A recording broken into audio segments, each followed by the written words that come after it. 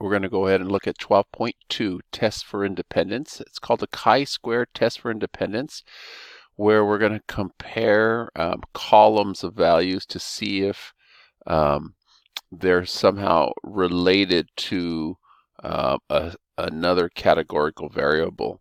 And so let me introduce the section with this idea of where someone's wondering if your marital status somehow is related to your happiness level. And so if the number of people who fit these categories, married, pretty happy, not too happy, widowed, and so forth, are independent, meaning that it means that your happiness does not depend upon, right? If they're independent, that means your happiness does not depend upon your marital status. And so you have this distribution of values. And what we want to do is somehow check to see if happiness depends upon your marital status, or if marital status somehow influences happiness.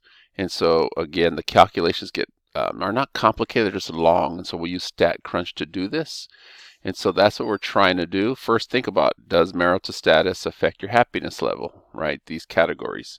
So to understand that, we'll run a chi-squared test for independence. The null hypothesis that the variables are independent, meaning that none of those, your marital status does not influence your happiness. And the alternative is that they do influence your happiness in some way, that the variables are not independent, or they're dependent on some way. There is a dependent and responsive relationship. And so that's what we're looking at for these categories. And that's how it's, again, but it is connected to that idea of you have dependency. One kind of predicts the other. And so here's that same data. And if you were going to do this by hand, we would have to compute the expected counts. What would we expect to see given if there was only independence, that there was no relationship based off the values? And to do that, you'll see, and this is from the book too, but you'll see a long set of calculations that needs to be done to do that. First, you calculate your totals for each of the columns and rows. From there, you determine the frequencies, the relative frequencies. How many people are married, how many people are widowed, how many people are happy, pretty happy, and so forth. So then you're calculating the percent of people that fit those categories. So you have that.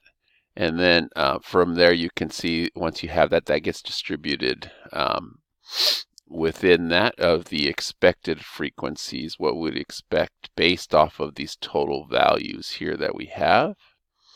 And then you would look for the expected values by using some probability theory, multiplying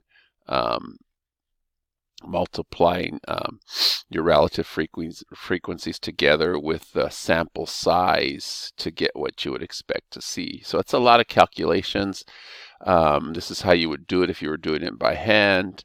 Again, the chi-squared statistic is the same thing, observed minus expected, but again, that comes from these values here, and you have columns and rows. And so your chi-square distribution in this case depends upon degrees of freedom, where you do rows minus columns, how many you have, rows minus ones. But again, we're not going to do these by hands here. To run a chi-squared test for independence, you have some conditions that need to be satisfied. Again, otherwise we can't use this type of statistics. That's again similar to all other tests. You always have these conditions that need to be satisfied. There are 4 steps, and I'm going to show you how to do it using StatCrunch right here. You first start with your null and alternative. It's always the same. The variables are independent, or they're not independent, right? You choose a significance level, which again is connected to your type 1 error. You verify the requirements, and then you calculate the chi-squared statistic. Again, otherwise you have to do all these calculations by hand if you're going to do it by hand. So we're going to use StatCrunch to do that. And if the p-value is less than alpha, reject the null hypothesis. So the instructions are here, but I'm going to walk you through it. So we want to get this data into a StatCrunch. And so going back and forth, take a look. This is what you're going to do. Your happiness, right? Your category here variable gets put into one column. And then all your other values for married, widowed, divorced, never get into the other column. So it's going to look exactly like this right here. Just this variable is going to be up on top on StatCrunch. And so once you have that, we can then do exactly what it says here. Stat table, select contingency table, and then we have the data summarized already. And so you go stat, contingency table, or tables, contingency tables with summary. And the columns, the row variable, the one that is the happiness, that was the row variable, right? That was this first one here, the one we're looking at cross, and then all these other ones are the frequencies here, how often they came up. And so that's what we have those categories. So make sure you get those straight, and then you just run a chi-square test for independence, compute, and then you see there's your table of values, the totals, but the most important part is right here. Your chi-squared is 224, p-value is very small, and so in this case, this is what we would say. We would, to finish this off, so we would reject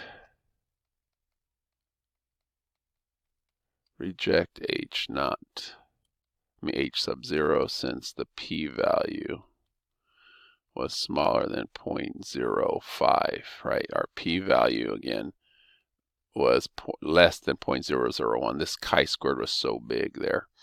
And so that's what you would say. So what are we going to conclude?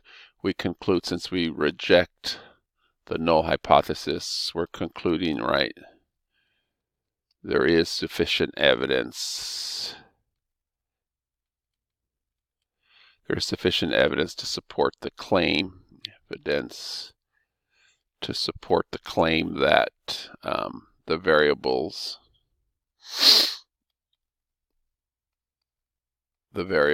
are not independent. The claim that the variables are not independent. And so what that means is that there is a connection between marital status and your happiness based off of our hypothesis test.